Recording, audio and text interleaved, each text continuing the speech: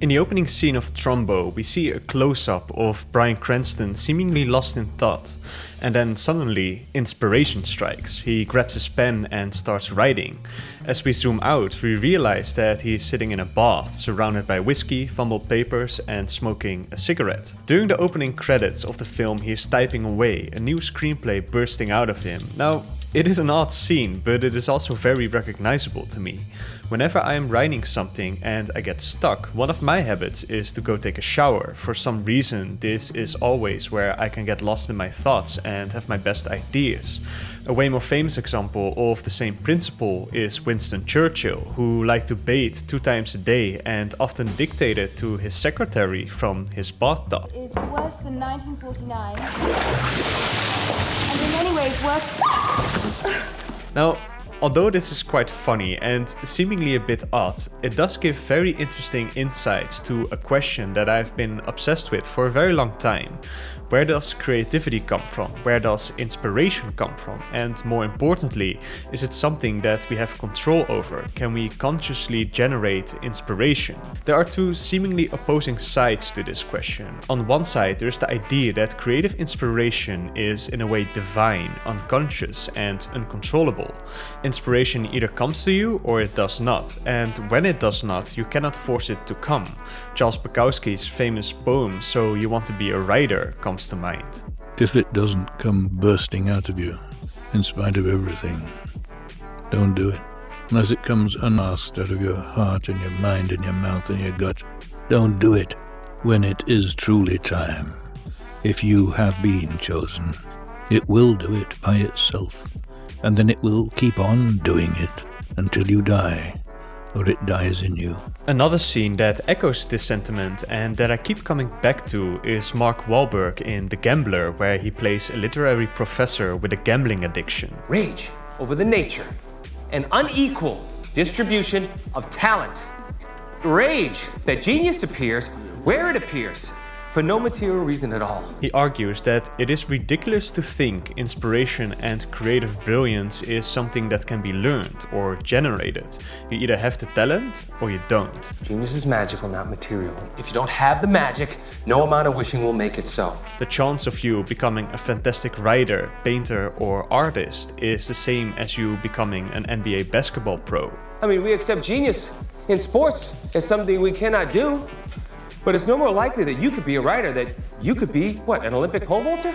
If you take away nothing else from my class, from this experience, let it be this.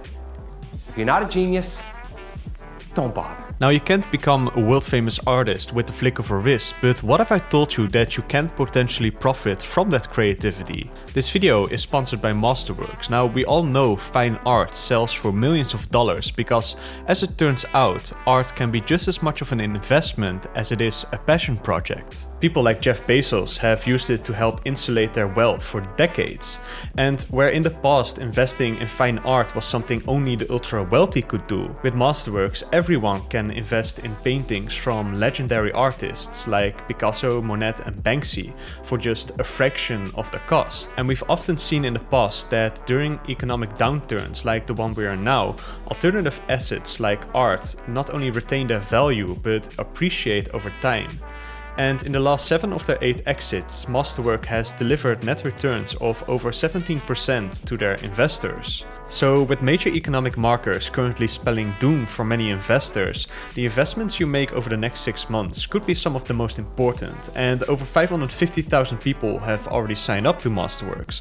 The fractional shares of paintings often sell out in minutes, but if you want to get priority access, you can click the link in the description below. Now, on the other side of this idea, we have writers like Steven Pressfield, who argues that we have to take the mythical, the magical and the divine out of creative work and, as he calls it, turn pro. Because if we believe that creative work can only be done after inspiration strikes, this breeds resistance and procrastination. Resistance is the invisible force that keeps us from doing the work that is most important to us. And as he argues, writing is not hard. What is hard is sitting down to write. Inspiration does not breed work. Work breeds inspiration. And the muse of inspiration comes to those who have a blue-collar work ethic, who grind it out and put hours and hours and days into their craft. I mean, you probably have heard the quote by a writer called Somerset Maugham, who said, "I write only when inspiration strikes, but luckily inspiration strikes every day at 9 AM sharp." The question, of course, is which of these opposing arguments rings most true? And definitely let me know what you think in the comments, but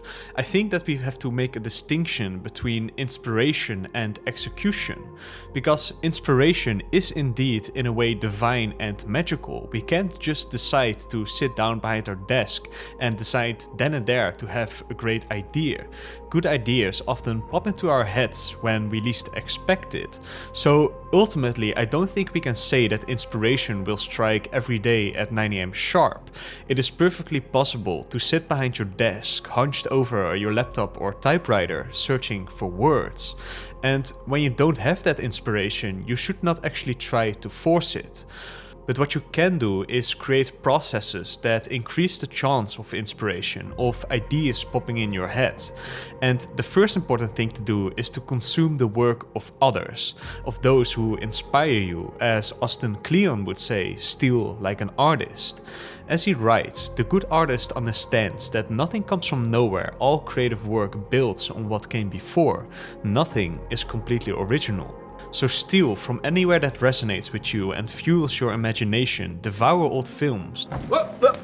Here I come. Oh, here I come. New films, music, books, paintings, photographs, poems and dreams. When we do this, magic stuff starts to happen. Our brain starts to make connection between these works and offer up ideas. And if you do this long enough, you will start to develop a creative way of thinking. Now, I'm not an artistic genius by any stretch of the imagination, but when I was little, I thought I was about as creative as a piece of cardboard, and it was only when I consciously decided to do film studies and pursue creative work that I developed ideas and inspiration of what I wanted to make. So I don't really agree that you either have the magic or you don't. I think that once you decide to chase the magic, you start to develop ways of thinking that make it so. I used to be awestruck, for example, I kind of still am, by George R.R. Martin's Game of Thrones. Like, where does that brilliant originality come from? How do you come up with this stuff? This infinitely complex world, full of fleshed out characters. Where would you even begin creating this world? But behind it is of course a lifetime of studying history and other fantasy writers, from Tolkien to the War of Roses to Henry VI and many others. Generally, when an artist, writer, painter, musician or filmmaker seems truly original, we simply don't know his or her influences. Or there are so many mixed together with some true originality sprinkled on top that we don't recognize the influences anymore. So when you are struggling to find inspiration, go back to researching those that inspire you, to tickle your brain back into this creative state. Now, of course, there's a fine line between research and procrastination, but I think we all know internally when we are actually doing productive research and when we are mindlessly consuming content without purpose. And this brings me back to the beginning of this video. In a world of endless distractions where social media is literally ripping apart our attention spans, there is logically a large focus on trying to improve our focus. But something that really helps me generate inspiration is actually being proactively distracted, giving my mind time to wander and generate ideas. And this can be done indeed by taking a bath, showering, or for example, what really helps me often is taking a walk in the forest with my puppy. Now, once we have plenty of inspiration, the second part of the equation is the execution of creative ideas, which is often much harder, especially for those who are just starting out, because we will look at the work of those that inspire us and think that is the kind of work I want to make. But when we actually try to do so, there is a gigantic gap between our vision and our skill set. So what we make won't be nearly as good as it looked in our head. But it is essential that we go through this period, which will take years, and accept this gap between vision and skill set.